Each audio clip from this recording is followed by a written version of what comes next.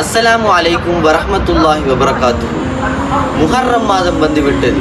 இது ஒரு சாதாரண மாதம் கிடையாது. அல்லாஹுவினால் சிறப்பிக்கப்பட்ட அல்லாஹுடைய மாதம் என்று சொல்லப்படக்கூடிய மாதமாகும். இஸ்லாமிய வருடத்தில் முதலாவது மாதம் என்று சிறப்பிக்கப்பட்ட ஒரு மாதமாகும்.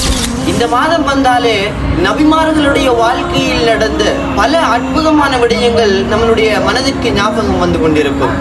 வரலாற்று பகுதிகளில் ஆஷூரா நாளோடு சம்பந்தப்படுத்தப்பட்ட பல விடயங்கள் பல வரலாற்று கிதாபுகளிலே பல வரலாற்று புத்தகங்களிலே கூறப்படுகிறது. நபி ஆதம் அலைஹிஸ்ஸலாத்து வஸ்ஸலாம் அவர்களுடைய தௌபா கபூல் செய்யப்பட்டதாகவும், நபி நூஹ் அலைஹிஸ்ஸலாத்து வஸ்ஸலாம் அவர்களுடைய கப்பல் பாதுகாப்பாக கரை சேர்ந்ததாகவும், நபி இப்ராஹிம் அலைஹிஸ்ஸலாத்து வஸ்ஸலாம் அவர்களுக்கு ஏற்பட்டிருந்த பெரிய சோதனையில் இருந்து பாதுகாக்கப்பட்டதாகவும், நபி யூனுஸ் அலைஹிஸ்ஸலாத்து வஸ்ஸலாம் அவர்கள் மீனுடைய வயிற்றிலிருந்து காப்பாற்றப்பட்டதாகவும், நபி யூசுப் அலைஹிஸ்ஸலாத்து வஸ்ஸலாம் அவர்களுடைய துயரங்களுக்கு முடிவு கிடைத்ததாகவும் பல வரலாறுகள் கூறப்படுகின்றன. ஆனால் இவை அனைத்தும் நமக்கு ஒரு பாடத்தை கற்றுத் தருகிறது. அல்லாஹ்வை நம்பியவனை ஒருபோதும் அல்லாஹ் கைவிட மாட்டான் என்பதை. சோதனைகள் வரலாம், கண்ணீர்கள் வரலாம், கஷ்டங்கள் நீளலாம், ஆனால் அல்லாஹ்வின் உதவி ஒரு பொழுதும் வராமல் போவது கிடையாது. அதே போல ஆஷூரா நாளில் நடந்த ஒரு மகத்தான விடயத்தை நாம் மறந்துவிடக் கூடாது. மூசா அலைஹிஸ்ஸலாத்து வஸ்ஸலாம் அவர்களையும் பனு இஸ்ராயலர்களையும் அல்லாஹு தஆலா ஃபிர்அவுனுடைய கொடுமையில் இருந்து காப்பாற்றிய நாளாக இந்த நாள் கருதப்படுகிறது.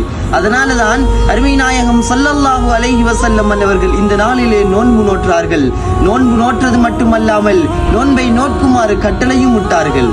இன்னொரு மகிழ்ச்சியான நற்செய்தி என்னவென்றால், நாயகம் ஸல்லல்லாஹு அலைஹி வஸல்லம் அவர்கள் கூறி காட்டினார்கள், இந்த ஆஷூரா நாளிலே நோன்பு நோற்றால் முன்னைய ஒரு வருட சிறிய பாவங்கள் மன்னிக்கப்படுவதாக ஸல்லல்லாஹு அலைஹி வஸல்லம் அவர்கள் அழகான முறையிலே சொல்லியும் காட்டியிருக்கிறார்கள். சுப்ஹானல்லாஹ், ஒரு நாள் நோன்பு ஒரு வருட பாவ மன்னிப்பு.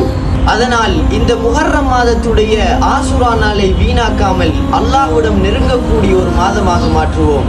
தொழுகைகளை பேணி பாதுகாப்போம், துஆக்களை அதிகப்படுத்துவோம், குர்ஆனோடு அதிகம் நம்மை தொடர்புடையவர்களாக மாற்றுவோம். அல்லாஹ் நம் அனைவருக்கும் இந்த ஆஷூரா நாளுடைய பாக்கியத்தையும் இந்த முஹர்ரம் மாதத்துடைய சிறப்பையும் அடைந்த கூட்டத்திலே நம் அனைவரையும் சேர்த்து அருள் புரிய வேண்டும். அஸ்ஸலாமு அலைக்கும் வரஹ்மத்துல்லாஹி வபரகாத்துஹு.